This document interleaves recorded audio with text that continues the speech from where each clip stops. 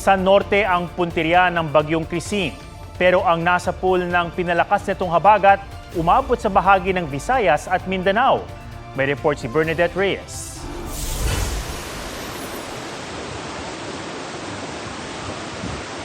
Alas 6 pala ng umaga, binulabog ng pag-apaw ng ilog ang ilang residente sa barangay Montilla, Purok Langka, sa bayan ng Moises Padilla sa Negros Occidental. Ayon kay Youth Cooper Sheila May Dalumpines, maraming hayop ang inanod at nasira ang mga pananim. Halos lamunin na ng tubig ang mga bahay malapit sa Ilog Hilabangan River sa Cabancalan City matapos umapaw.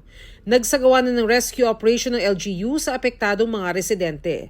Nakaalerto naman ang mga residente na nakatira malapit sa Bago River sa Bago City dahil sa patuloy na pag-ulan.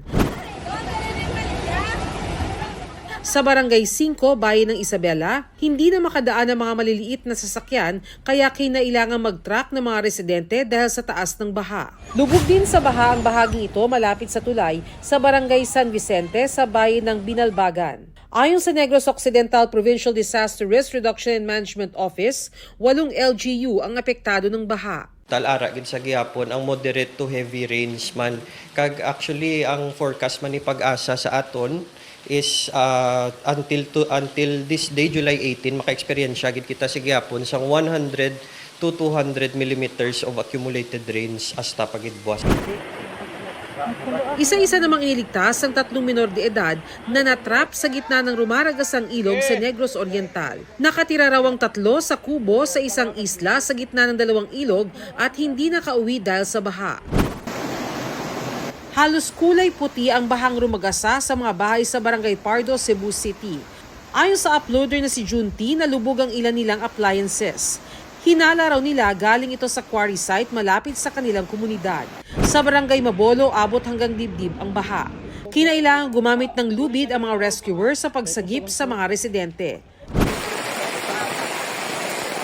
Sa kasagsagan ng malakas na ulan, bumigay ang suspension bridge na ito sa Patnongon, Antique. Ang mga residente lumusong sa rumaragasang baha nang tangkain nilang ayusin ang nasirang tulay. Sa Kalibo, Aklan, iniligtas ng isang lalaki ang isang asong natrap sa Aklan River. Ayon sa mga residente, may iba pang hayop na nailigtas ng lalaki sa ilog, gaya ng mga baka at kalabaw.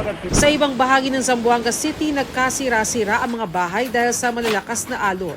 Ayon sa lokal na pamahalaan, mahigit 200 pamilya ang lumikas dahil sa insidente. Bernadette Reyes, nagbabalita para sa GMA Integrated News.